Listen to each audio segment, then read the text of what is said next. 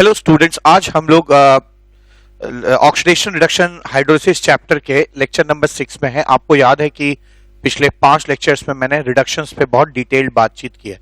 अब यहां से हम ऑक्सीडेशन की बात करेंगे और मुझे लगता है कि 4 लेक्चर्स लगेंगे ऑक्सीडेशन में, 1 लेक्चर लग जाएगा हाइड्रोलिसिस में। ठीक है, तो लगभग 5 लेक्चर अभी भी इस चैप्टर में बचे हुए हैं।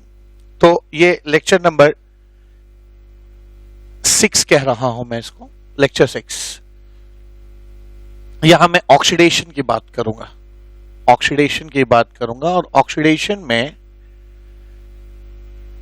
कई लोग ऑक्सीडाइज करते हैं। सबसे पहले एल्केन्स का ऑक्सीडेशन, तो एल्केन्स के ऑक्सीडेशन की बात करूंगा। एल्केन्स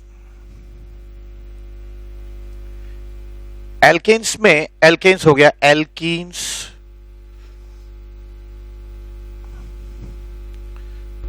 एल्कीन्स के ऑक्सीडेशन की बात होगी एंड एल्काइंस के।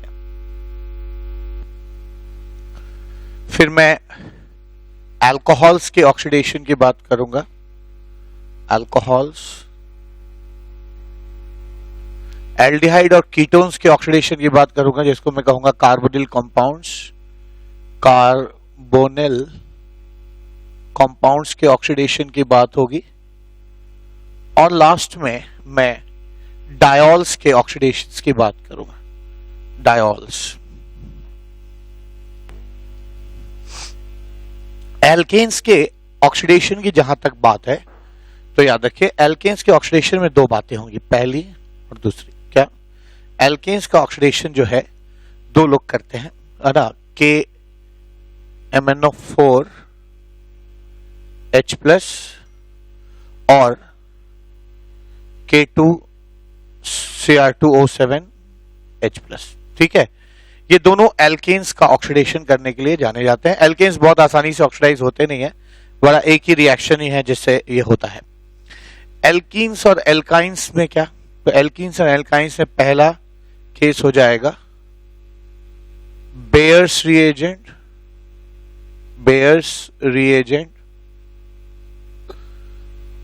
जो कि 1% कोल्ड डाइल्यूट एल्कलाइन KMnO4 होता है, बताऊंगा मैं आगे, है ना। और दूसरी चीज ऑस्मियम ऑक्साइड, OSO4OH-। तीसरी चीज है पेरोक्साइड से ऑक्सीडेशन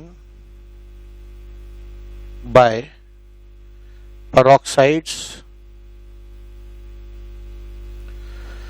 और चौथी चीज ऑक्सीडेशन बाय KMnO4H+ और KMnO4OH- और K2Cr2O7H+ और concentrated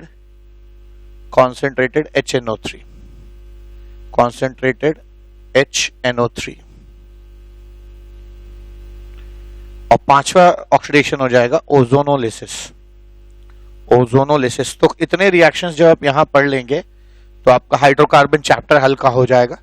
ठीक है, अल्कोहल्स के ऑक्सीडेशन की जहां तक बात है तो अल्कोहल के ऑक्सीडेशंस में कई लोग आ जाएंगे। PCC, pyridinium chlorochromate, pyridinium dichromate, Collins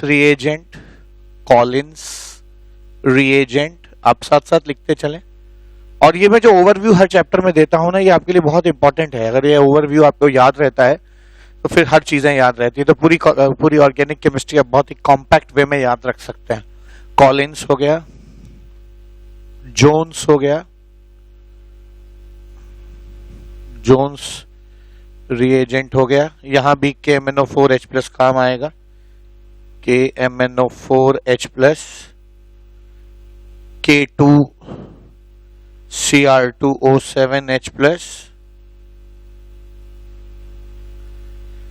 KMnO4OH-,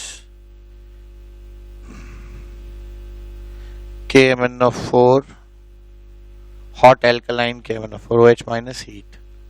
ये सब लोग अल्कोहल को ऑक्सीडाइज करते हैं। ठीक है, अल्कोहल को ऑक्सीडाइज करने के लिए और भी कुछ स्पेसिफिक लोग भी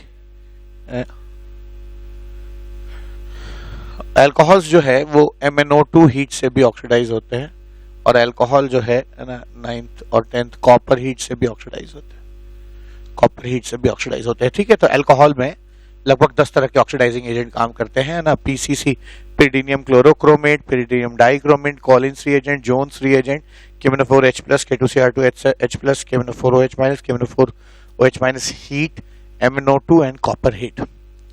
कार्बोनिल कंपाउंड्स की जहां तक बात है तो कार्बोनिल कंपाउंड्स के ऑक्सीडेशन में ना लोग हो जाएंगे, पहला KMnO4H+,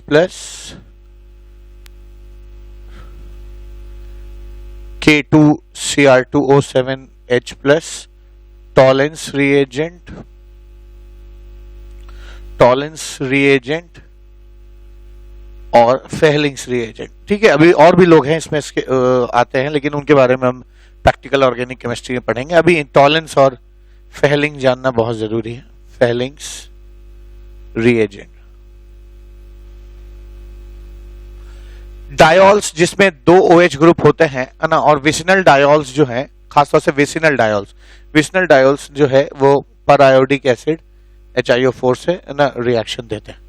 तो ये आपका खाका हो गया ऑक्सीडेशन का। इतनी बातें हमें करने में हम लोगों को 3 से 4 घंटे लगेंगे, लगभग 4 लेक्चर्स लग जाएंगे। एल्केन्स KMnO4H+ और K2Cr2O7 से, alkenes Baeyer's, osmium, oxidation peroxide, common oxidising agents ozonolysis, alcohol PCC, PDC, Collins, Jones, KMnO4H+, K2Cr2H+, KMnO4OH-, KMnO4OH- heat, MnO2 selectively allylic या बेंजाइलिक अल्कोहल का ऑक्सीडेशन करता है। कॉपर हीट भी क्या करता है बताऊंगा मैं आगे।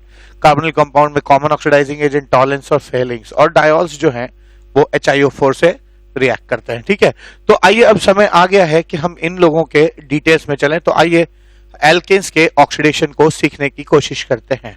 Oxidation of alkanes, oxidation of alkanes. Oxidation of alkanes कैसे होगा? तो देखिए, ऑक्सीडेशन एल्केन्स का उतना इजी नहीं है। ठीक है, सिर्फ वही एल्केन ऑक्सीडाइज करते हैं जिनके पास 3 डिग्री हाइड्रोजन हो। ठीक है, और वो भी तब जब या तो आप KMnO4H+ के साथ या फिर ना K2Cr2O7H+ के साथ,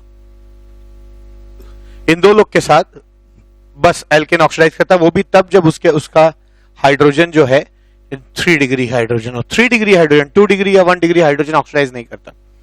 तो बस यही एक केस है जिसमें एल्केन ऑक्सीडाइज करेगा और CH3 और यहां पे OH लग जाएगा। ठीक है, तो ये एक रिएक्शन आपको पढ़ना है ऑक्सीडेशन ऑफ एल्केन्स का। Next, oxidation of alkenes. Alkenes के ऑक्सीडेशन में कई सारे रिएक्शंस हो जाते हैं। ठीक है, एल्कीन्स के ऑक्सीडेशन में ना बहुत सारे रिएक्शंस हो सकते हैं, जैसे फर्स्ट बेयर्स रिएजेंट पढ़ाया था मैंने अभी ना, ओवरव्यू दिया था। बेयर्स रिएजेंट, दूसरा ऑस्मियम ऑक्साइड OSO4OH-, तीसरा जो हो जाएगा वो हो जाएगा oxidation with peroxides, oxidation with peroxides। ठीक है, चौथा रिएक्शन हो जाएगा ओजोनोलिसिस, और पांचवा रिएक्शन जो है वो बेसिकली जितने भी नॉर्मल ऑक्सीडाइजिंग एजेंट्स होते हैं उनके साथ रिएक्शन, जैसे KMnO4H+ के साथ या KMnO4OH- के साथ या K2Cr2O7H+ एसिडिक मीडियम में या कॉन्सेंट्रेटेड नाइट्रिक एसिड HNO3। ठीक है, तो ये 5 रिएक्शंस हम लोगों को ऑक्सीडेशन ऑफ एल्कीन्स में पढ़ना है। इसमें 3 रिएक्शंस बिल्कुल एक जैसे हैं और ये बिल्कुल अलग है और ये अलग है, ठीक है। तो आइए पहला देखते हैं बेयर्स रिएजेंट। तो बेयर्स रिएजेंट यूज करके बहुत फेमस रिएक्शन है। बेयर्स रिएजेंट जो है वो टेस्ट ऑफ अनसैचुरेशन भी होता है बेयर्स रिएजेंट के साथ रिएक्शन, ठीक है। तो बेयर्स रिएजेंट के साथ रिएक्शन ऑक्सीडेशन क्या होता है एल्कीन्स का समझा जाए। तो जहां तक बेयर्स रिएजेंट की बात है, पहले तो आप बेयर्स रिएजेंट को पहचानिए कि होता क्या है। 1% कोल्ड डाइल्यूट एल्कलाइन, ठीक है, एल्कलाइन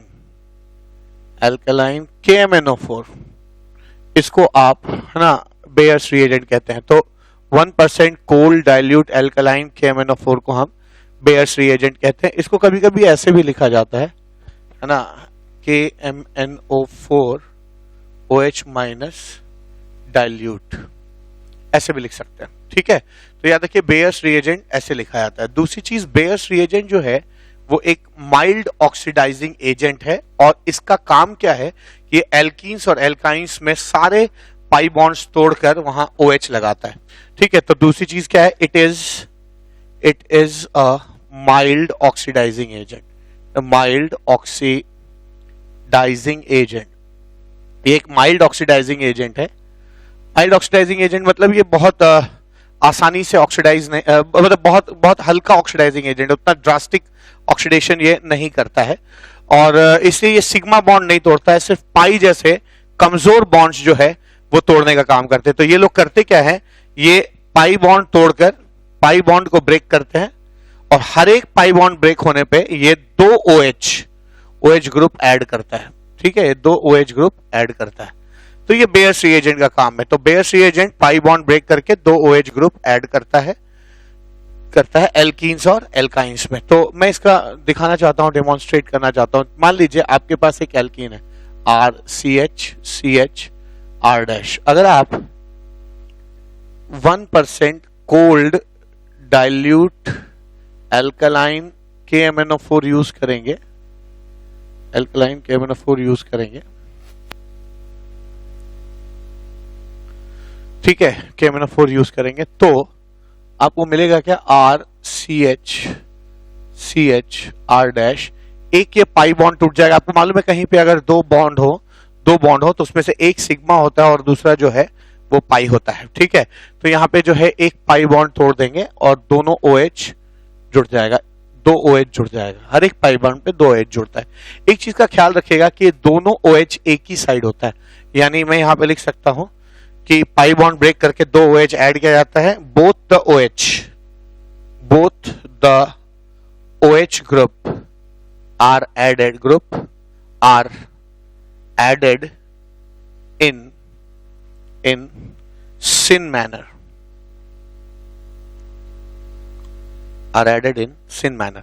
सिन तरीके से ऐड किया जाता है, ठीक है।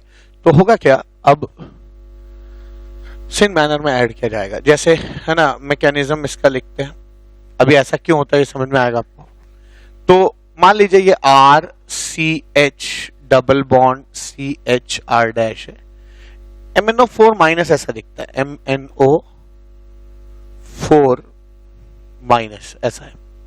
अब होगा क्या समझिएगा, यहां जो 2 इलेक्ट्रॉन है एक यहां आ जाएगा और एक यहां चला जाएगा। यहाँ के जो 2 इलेक्ट्रॉन है एक यहाँ आ जाएंगे, एक मैंगनीज के पास चला जाएगा। यहाँ का जो 2 इलेक्ट्रॉन है एक यहाँ और एक मैंगनीज के पास ले जाएगा। तो अल्टीमेटली होगा क्या, ये 2 और इधर से एक, देखिए ये एक इधर और ये एक इधर एक इधर। तो होगा क्या, यहाँ 2 इलेक्ट्रॉन आने से इसके बीच में बॉन्ड बन जाएगा, यहाँ भी बॉन्ड बन जाएगा और ये बॉन्ड जो है ब्रेक कर जाएगा। पर इस बात को ऐसे आयनिक मैकेनिज्म से नहीं लिखते हैं, ये ट्रांजिशन स्टेट के रूप में होता है, धीमे धीमे होता है। तो हम करेंगे क्या, हम ऐसे लिखेंगे, इसको ऐसे बनाया जाता है, किताबों में ऐसे दिखाई पड़ेगा क्या कि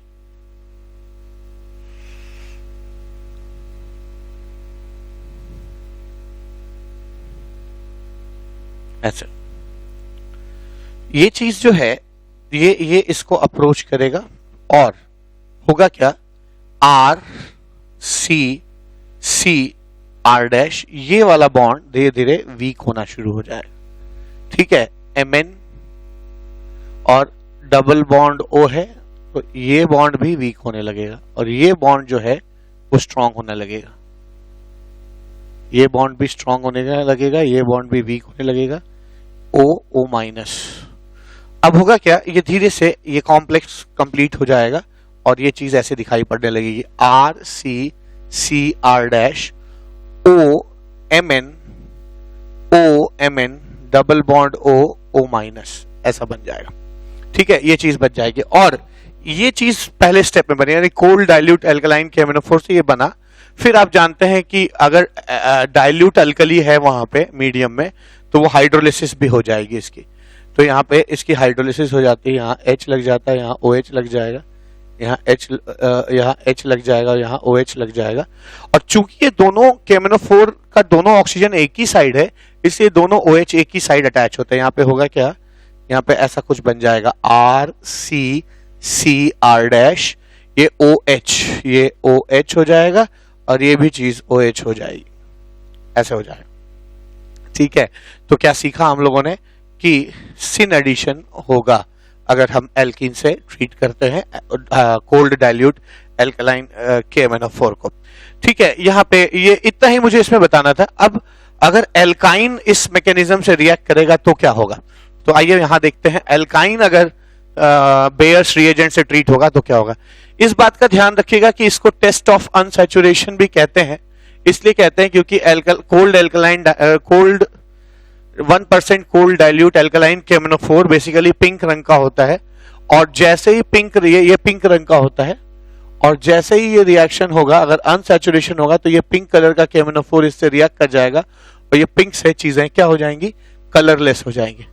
ठीक है, कलरलेस हो जाएंगे। तो याद रखिएगा, बेयर्स रिएजेंट से रिएक्शन एल्कीन और एल्काइन का is a test of unsaturation. ये बात मैं आगे पढ़ाऊंगा भी, आप सैचुरेशन 2-3 बार पढ़ाऊंगा, एक बार प्रैक्टिकल ऑर्गेनिक केमिस्ट्री में भी पढ़ाऊंगा, हो सकता है एल्कीन में भी पढ़ाऊं। तो it is called test of unsaturation. ठीक है, तो अभी हम लोग पहला रिएक्शन देख रहे हैं इसका, है ना, कि बेयर्स रिएजेंट के साथ क्या होता है। और मैंने देखा कि एल्कीन्स जो है ना, उनका पाई बॉन्ड जो है वो टूटकर वो 2 OH सिन तरीके से जुड़ जाता है। ठीक है, यही बात अगर आप एल्काइंस के साथ करेंगे तो क्या होगा, देखिए। ठीक है, तो अगर मैं दूसरा रिएक्शन ले रहा हूं, इसी में दूसरा रिएक्शन है, एल्काइन ले लीजिए, R C triple bond C R dash, 1% cold dilute alkaline KMnO4। ठीक है, इसको लिया आपने, तो यहां भी वही होगा, दोनों पाई बॉन्ड्स जो हैं टूटकर, एक टूटेगा OH, दूसरा टूटेगा OH। मैं मैकेनिज्म नहीं लिख रहा हूं, तो ये चीज क्या आ जाएगी, ये चीज आ जाएगी ऐसे, R C C R dash OH OH।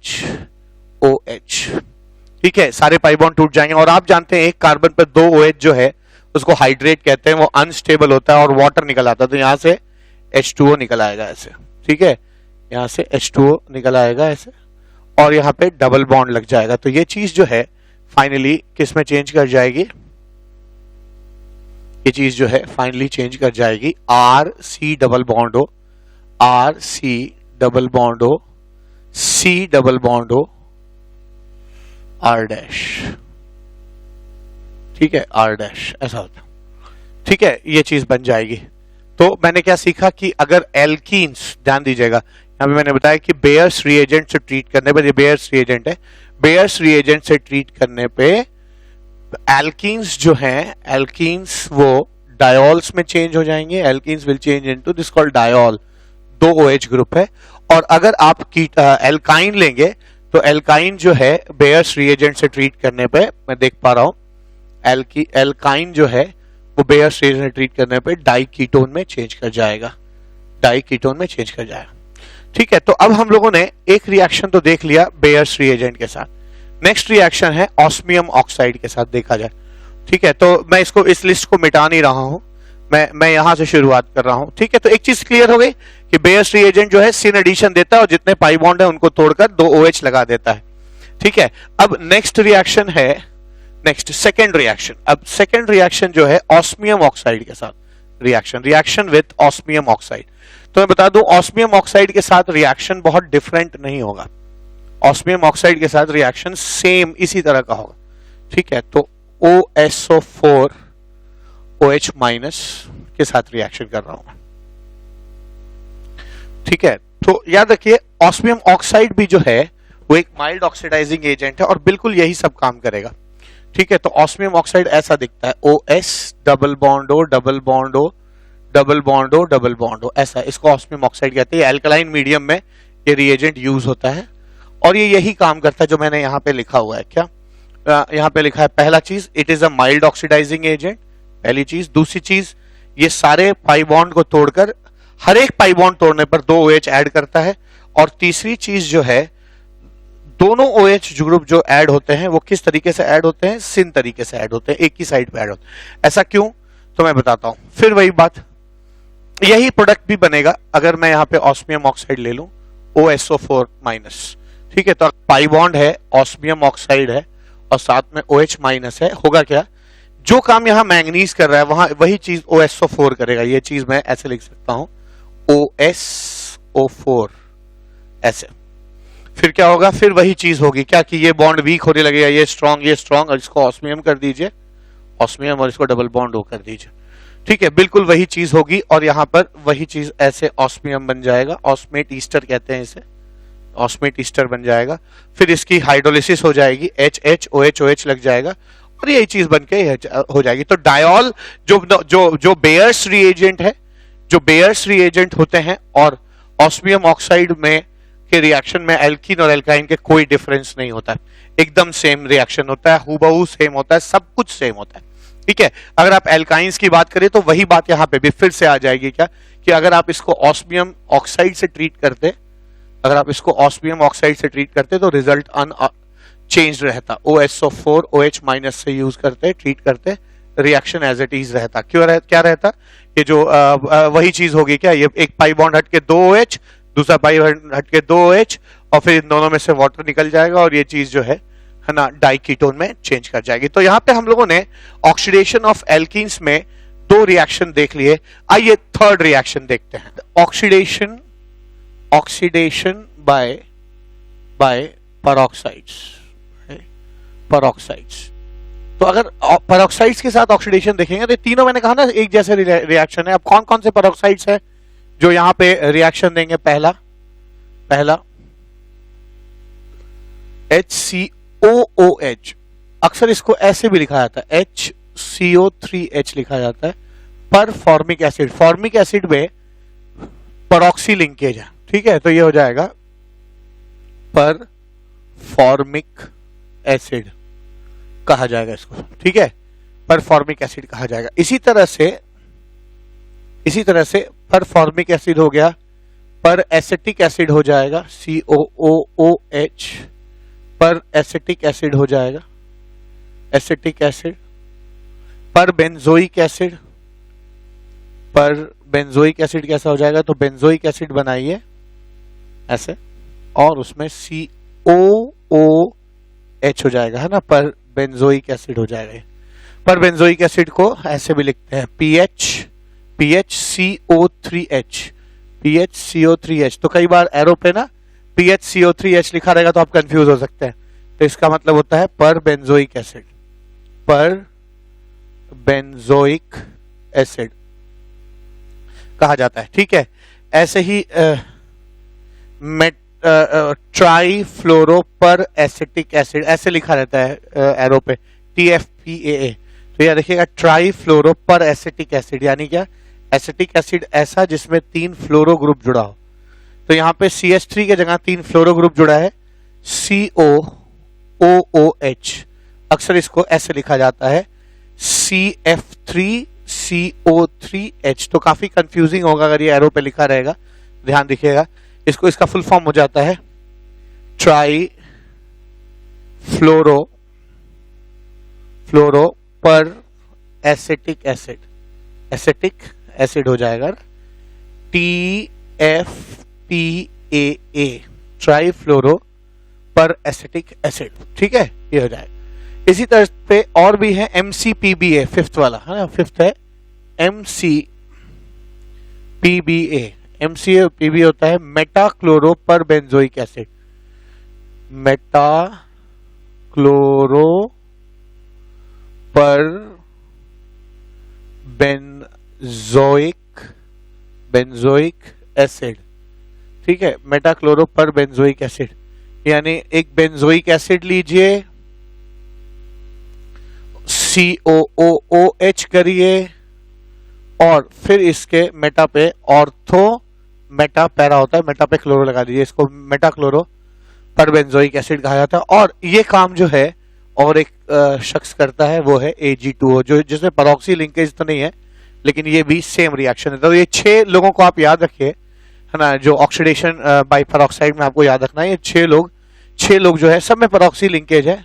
Actually परऑक्सी linkage वाले एक नेसेंट ऑक्सीजन प्रोड्यूस करने की टेंडेंसी रखते हैं, तो इन सब में तो नेसेंट ऑक्सीजन यहाँ से मिल जाएगा, और यहाँ परऑक्सी लिंकेज नहीं है तो डायरेक्ट आपको नेसेंट ऑक्सीजन मिल जाएगा, क्योंकि है ना सिल्वर बहुत आसानी से, बड़ी आसानी से डिकम्पोज कर जाता है, सिल्वर ऑक्साइड जो है बहुत आसानी से टूट जाता है। ठीक है, तो आइए अब इस रिएक्शन के डिटेल में चलते हैं कि साहब ऑक्सीडेशन ऑफ पेरोक्साइड होता कैसे। अब चूंकि ये लास्ट रिएक्शन इस लेक्चर का, इसलिए मैं इस लिस्ट को मिटा रहा हूं। अगले लेक्चर में हम ओजोन लिसिस और इस जनरल ऑक्सीडाइजिंग एजेंट्स के साथ एल्कीन्स के ऑक्सीडेशन की बातचीत करेंगे। इस लेक्चर में हम ये 3 रिएक्शंस, मेरा टारगेट इस पे बातचीत कर लिया है हम लोगों ने लगभग। अब बस मुझे मैकेनिज्म बताना है कि इसका मैकेनिज्म कैसे होता है।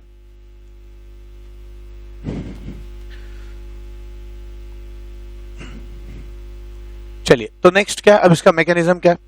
तो जब भी किसी एल्कीन या एल्काइन को पेरोक्साइड से ट्रीट किया जाएगा, क्या होता है, एक पहला कंपाउंड बनता है, इपॉक्सीडेशन होता है। मैं दिखाता हूं क्या। तो हम एल्कीन और एल्केन्स का ऑक्सीडेशन पढ़ रहे हैं, और इसमें होगा क्या, मैं यहां पे लिख रहा हूं।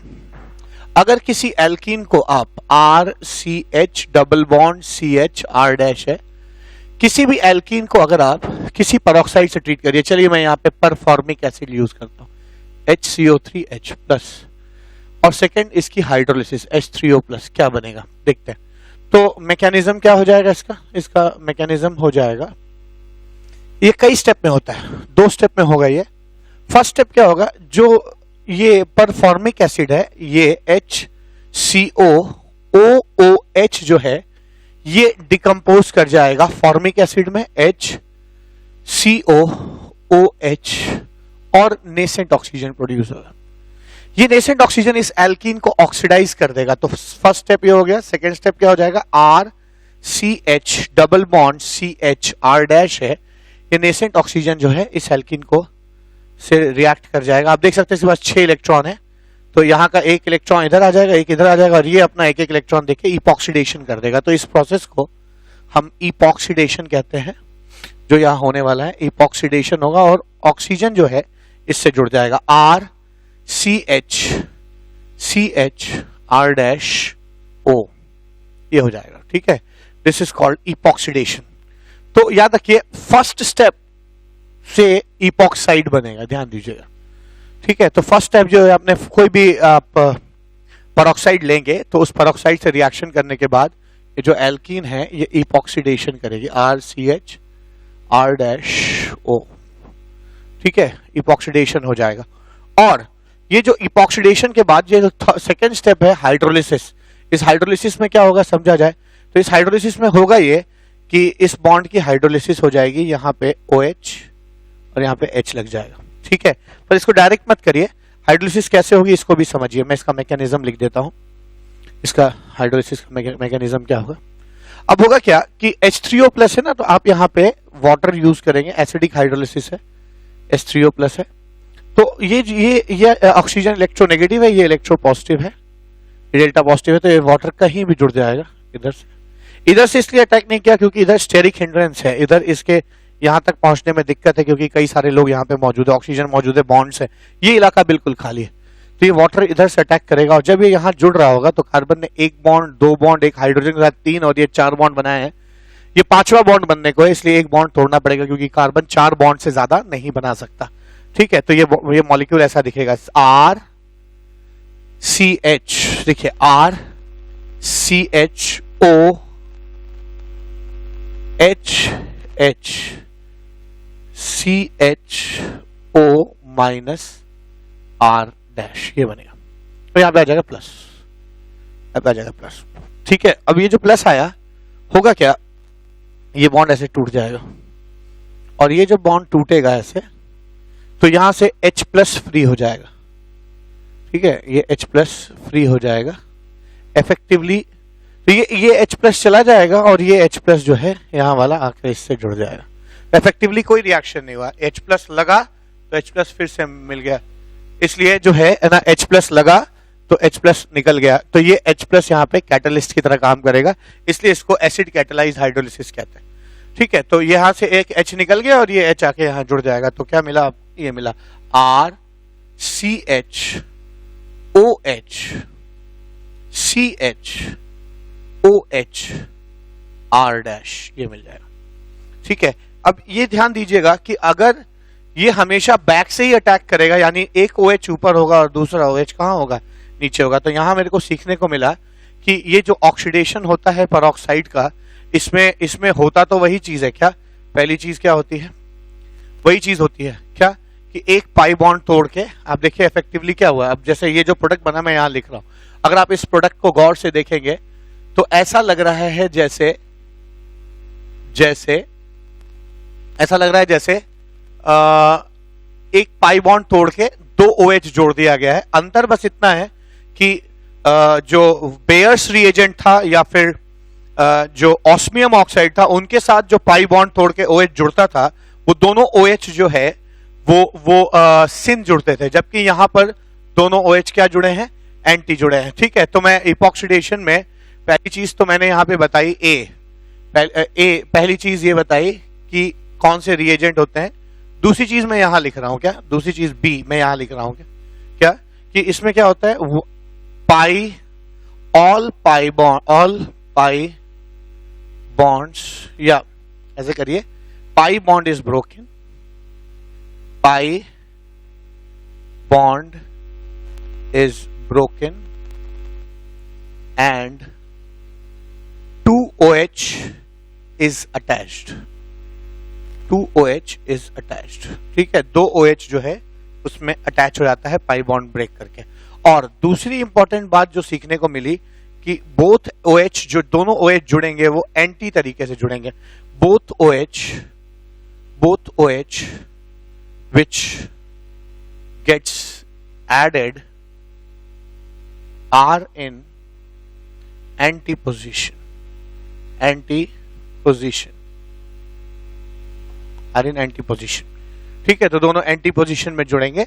ये आपका इपॉक्सीडे ये आपका रिएक्शन हो गया इपॉक्साइड के साथ। याद रखिए सेम रिएक्शन है और इस चीज को इपॉक्साइड कहते हैं, ये याद रखिएगा। इपॉक्साइड्स जो है बीच में बनते हैं। अगर खाली ये दिया होता तो मेरा प्रोडक्ट यही होता। इपॉक्साइड भी एक स्टेबल कंपाउंड है और इपॉक्साइड बन के रह जाएगा। ठीक है, तो अब हम लोगों ने 3 रिएक्शन देख लिए यहाँ पे, है ना, बेयर्स रिएजेंट के साथ रिएक्शन, ऑस्मियम ऑक्साइड के साथ रिएक्शन और पेरोक्साइड के साथ रिएक्शन। बेयर्स और ऑस्मियम ऑक्साइड वही करते हैं जो पेरोक्साइड करता है, पर बेयर्स और ऑस्मियम ऑक्साइड जो है वो OH का एडिशन सिन करते हैं, जबकि जो पेरोक्साइड है वो एंटी एडिशन करता है। इस कॉन्सेप्ट को और अच्छा समझने के लिए आइए इस पे कुछ क्वेश्चंस करते हैं। यहाँ पे क्या है कि कोल्ड डाइल्यूट एल्कलाइन KMnO4। ठीक है, तो ये क्या करता है, आपको पता है कि इसमें होगा ये कि सिन एडिशन होगा।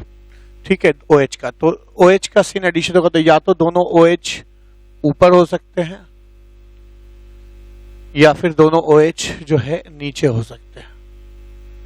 अब ध्यान दीजिए कि इसमें यही 2 कॉम्बिनेशन बन सकता है। इसमें ये कार्बन कायरल है क्योंकि यहाँ पे H है, CH3 है, ये ग्रुप है और OH, तो कायरल है, तो ये भी कायरल है। ये कायरल नहीं है, इसलिए इस OH का बहुत मतलब नहीं है। तो अगर इसको और इसको कंपेयर कर, ये तो कायरल ही नहीं है, इसलिए ऑप्टिकल एक्टिविटी में पार्टिसिपेट करेगा नहीं, तो ये कायरल है। ये जैसा है उसका ये ठीक उल्टा है, यानी ये जो पेयर है ये एनांशियोमेरिक पेयर कहा जाएगा। इसको एनांशियोमेरिक पेयर कहेंगे या फिर इसको आप रेसिमिक मिक्सचर कह सकते हैं, रेसिमिक मिक्सचर कह सकते हैं। मेटाक्लोरोपरबेंजोइक एसिड, अगर खाली मेटाक्लोरोपरबेंजोइक एसिड और हाइड्रोलिसिस नहीं है तो इसका इपॉक्सीडेशन हो जाएगा, यानी यहाँ पे इपॉक्साइड बन जाएगा ऐसे। लेकिन अगर इपॉक्सीडेशन के बाद हाइड्रोलिसिस होगी अगर, तो यहाँ पे क्या होगा, यहाँ पर अब देखिए, यहाँ पे अगर हाइड्रोलिसिस भी हो रही है तो इपॉक्साइड बना होगा, फिर इपॉक्साइड के बाद जो बनेगा वो ये बनेगा क्या, यहाँ पे इपॉक्साइड बना होगा फर्स्ट स्टेप में, और फिर ये बनेगा क्या, दोनों एंटी एडिशन होगा। आपको पता है कि इपॉक्साइड में वाटर इधर से अटैक करेगा, ये टूट जाएगा, तो ये ऊपर ये नीचे, ये ऊपर, अब ये नीचे और वो ऊपर, क्योंकि एंटी एडिशन होता है इसमें। लेकिन आपको पता है कायरल सिर्फ यही है, और कायरल सेंटर में जब वेज और डैश स्वैप्ड हो तो उसको इनैंशियोमेरिक पेयर कहते हैं, यानी ये भी आपका इनैंशियोमेरिक पेयर हो जाएगा, इनैंशियोमेरिक पेयर हो जाएगा, इनैंशियोमेरिक पेयर या रेसिमिक मिक्सचर कहेंगे इसको। ठीक है, तो ये आपका एक क्वेश्चन हो गया। अब दूसरा क्या, यहाँ क्या है, सेकंड क्वेश्चन, ये सबकी ऑप्टिकल एक्टिविटी पे भी कमेंट करना। अब जैसे ये है तो यहाँ पहला स्टेप इपॉक्सीडेशन है, दूसरा हाइड्रोलिसिस है। आपको मालूम है ये सिस है, क्योंकि यहाँ देखिए H है और यहाँ भी H है, सिस में ये एंटी एडिशन करता है। एंटी एडिशन करेंगे तो क्या मिलेगा आपको, रेसिमिक मिक्सचर मिलेगा। ये सब सिस, कार, ट्राम, ये सब मैंने है ना, सिस में एंटी एडिशन करने पे रेसिमिक, ट्रांस में एंटी एडिशन करने पे मीजो, सिस में सिन एडिशन करने पे मीजो, और ट्रांस में सिन एडिशन करने पे रेसिमिक। ये सब मैंने पहले पढ़ाया है आपको, ठीक है, पिछले लेक्चर्स में, तो ये समझिएगा। सिस में जब एंटी एडिशन करते हैं तो रेसिमिक मिक्सचर मिलता है, तो इसको रेसिमिक मिक्सचर बनाते हैं।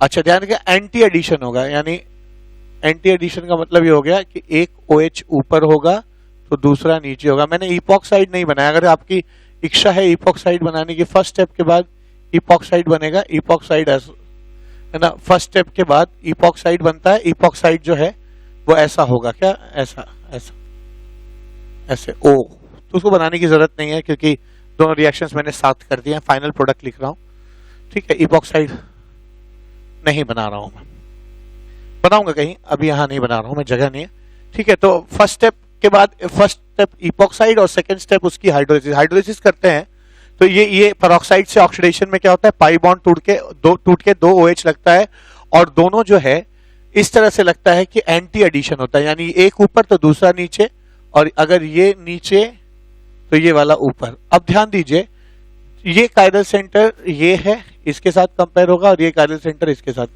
अगर मान लीजिए इसका ठीक उल्टा है, ये वेज का डैश है, डैश का वेज है, तो जब सारे कायरल सेंटर्स रिवर्ट हो जाए, जैसे मान लीजिए ये R कॉन्फ़िगरेशन है, ये भी R है, तो ये पक्का S और S हो जाएगा। जब भी कॉन्फ़िगरेशन उल्टे होते हैं इसको हम लोग इनैंशियोमेरिक पेयर कहते हैं। तो ये आपका जो है इनैंशियोमेरिक पेयर मिलेगा, या फिर इनैंशियोमेरिक पेयर और इनैंशियोमेरिक पेयर के बराबर 50-50% मिले तो उसे हम लोग रेसिमिक मिक्सचर भी कहते हैं। तो ये आपका रेसिमिक मिक्सचर हो जाएगा, ठीक है। इसी तर्ज पर यहां क्या होगा, ट्राइफ्लोरोपर एसिटिक एसिड, ये है ट्रांस। ट्रांस में ये एंटी एडिशन करता है, एंटी एडिशन करने पे मीजो मिलता है, ठीक है। तो यहां एंटी एडिशन होगा OH OH, H पहले से है, H है, OH OH जुड़ जाएगा। तो मीजो कैसे बनाएंगे ये मैंने पहले सिखाया है, CH3 मीजो का मतलब होता है कि HOH ऐसे लिखा जाए। देखिए ये सब मैंने शुरुआत में ही पढ़ा दिया था आपको, ठीक है। कुछ लेक्चर्स जो ग्रिग्नार्ड के हैं या ऑक्सीडेशन रिडक्शन के शुरुआत में ये सब मैंने बताया है। तो अगर आपने नहीं पढ़ा है तो आपको नहीं समझ में आएगा, ध्यान दीजिएगा। आप पहले वहां से पढ़ के आइए, अब फिर से चीजें समझ में आएंगी। ये मीजो है, क्यों मीजो है, क्योंकि इसमें प्लेन ऑफ क्या निकल गया है, सिमेट्री। मुझे कैसे पता मीजो बनेगा, तो मैंने पढ़ा है कि कार और ट्राम पढ़ा है। कार का उल्टा होता है CSM, मतलब क्या, cis anti racemic, cis syn meso, trans anti meso, trans cis syn racemic. ये 4 रूल हैं, ध्यान दीजिएगा। अगर कोई किसी ने नहीं पढ़ा है तो मैं यही बता दूं कि ऐसा होता है, ठीक है, ऑप्टिकल एक्टिविटी में। तो ये ट्रांस है और ये एंटी एडिशन करता है, तो मुझे मीजो मिलेगा। मीजो मतलब उस मॉलिक्यूल में प्लेन ऑफ क्या निकल आएगा, सिमेट्री निकल के आ जाएगा, ठीक है। तो ये आपका मीजो हो गया। ऐसे ही ये ट्रांस में ये सिन एडिशन करता है, तो क्या मिलेगा आपको, रेसिमिक। तो रेसिमिक कैसे मिलेगा, ऐसे मिल जाएगा। रेसिमिक मिक्सचर बनाना फिशर प्रोजेक्शन से मैंने आइसोमेरिज्म में सिखाया है। अगर आपको ये नहीं आता है तो आइसोमेरिज्म चैप्टर पहले पूरा पढ़ के आइए, ठीक है। तो ये HOH OH H, और इसका मिरर इमेज बनेगा, यानी OH H H OH OH, और ये CH3 बन जाएगा, ठीक है। इसको हम लोग रेसिमिक मिक्सचर कहते हैं, it's called racemic mixture, racemic mixture कहा जाता है, या फिर इसको कुछ किताबों में इनैंशियोमेरिक पेयर भी कहते हैं। ठीक है, दोनों बराबर क्वांटिटी में होंगे तो मिक्सचर रेसिमिक मिक्सचर कहलाएगा। तो ये बहुत अच्छा क्वेश्चन था जहां पे मैंने ट्रांस में एंटी एडिशन भी किया और सिन। आपको पता है बेयर्स रिएजेंट सिन एडिशन करता है और परऑक्साइड से होने वाला एडिशन जो है एंटी होता है। परऑक्साइड क्यों है? ये ट्राईफ्लोरो पर एसिटिक एसिड है ये, तो पर मींस परऑक्साइड। यहां पर सिस है ये, अब सिस है और आपको पता है Ag2O जो है वो परऑक्साइड की तरह ऑक्सीडेशन करता है, तो ये एंटी एडिशन करेगा, ये एंटी एडिशन करेगा। तो सिस में एंटी एडिशन करने से आपको रेसिमिक मिक्सचर मिलता है। ठीक है, तो यहां पे रेसिमिक मिक्सचर मिलेगा, यानी ये बन जाएगा CH3 CH3 CH3, यहां H है और यहां भी H है और यहां OH और यहां OH जुड़ेगा तो यहां H और OH दोनों होगा, यानी HOH OHH ये बनेगा। मुझे जब रेसिमिक कहा जाता है तो मैं ऐसा बनाता हूं जिसमें प्लेन ऑफ सिमेट्री ना निकल जाए। जब मुझसे मीजो कहा जाता अगर तो मैं OH को इधर कर देता, H को इधर कर देता, ताकि इनके बीच में प्लेन ऑफ सिमेट्री निकल जाए। ठीक है, और रेसिमिक मिक्सचर जब कहा जाता है तो मैं ये भी बनाता हूं जिसमें प्लेन ऑफ सिमेट्री नहीं है, और प्लेन ऑफ सिमेट्री नहीं है तो इसके दो स्ट्रक्चर एग्जिस्ट करेंगे, HOH CH3 CH3। ठीक है, इसको हम लोग रेसिमिक मिक्सचर कहेंगे क्योंकि इनका कॉन्फ़िगरेशन देखिए उल्टा है। HOH का ठीक उल्टा ये है, ये इसका ये उल्टा है और इस कायरल सेंटर का उल्टा करने पे ये आ रहा है।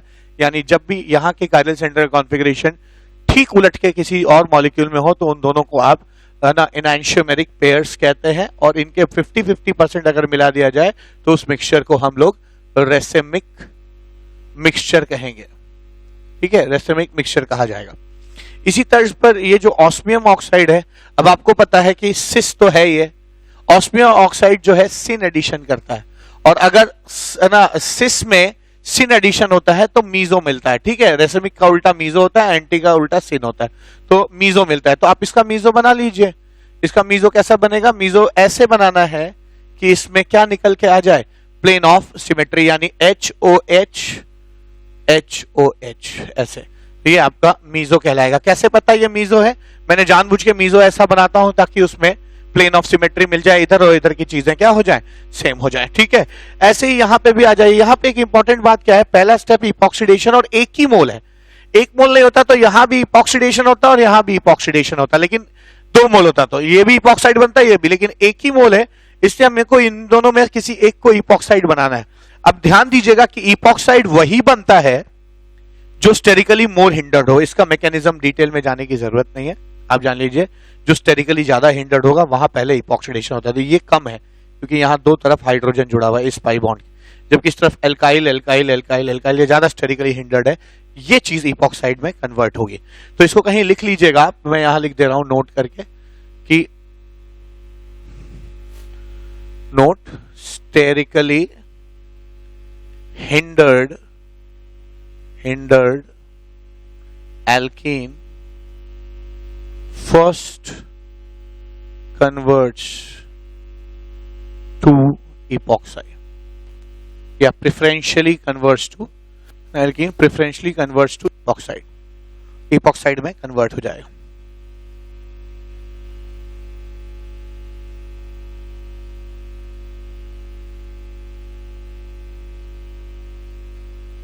ये इपॉक्साइड में कन्वर्ट हो जाएगा। ठीक है, इपॉक्सीडेशन हो गया। और जब इसकी आप हाइड्रोलिसिस करेंगे, जब आप इसकी हाइड्रोलिसिस करेंगे तो क्या होगा, हाइड्रोलिसिस करेंगे तो ये चीज टूट जाएगी, यहाँ OH और इधर H जुड़ जाएगा और दोनों एंटी जुड़ेंगे। क्यों? क्योंकि जब पेरोक्साइड से एडिशन होता है तो चीजें एंटी जुड़ती हैं। ठीक है, तो एंटी जुड़ेंगे तो यहाँ पे OH जुड़ जाएगा और यहाँ पे OH यहाँ पे जुड़ जाएगा, किसमें कन्वर्ट हो जाएगी,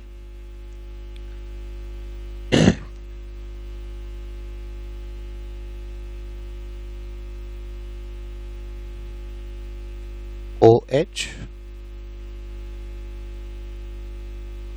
OH ऐसा दोनों एंटी एडिशन हो जाएगा। ठीक है, तो यहाँ पे है ना एंटी एडिशन होगा, ये ऊपर तो ये नीचे। अगर आप इसको नीचे बनाते तो ये ऊपर होता है।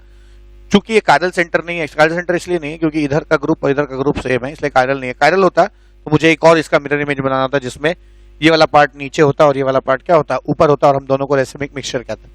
यहाँ पे जरूरत नहीं क्योंकि ये मॉलिक्यूल में सिमेट्री है और जो है सिमेट्री है, और इसमें ये सेंटर कायरल नहीं है। लेकिन हाँ, ये पाई बॉन्ड लगाने के बाद ये कायरल हो जाएगा।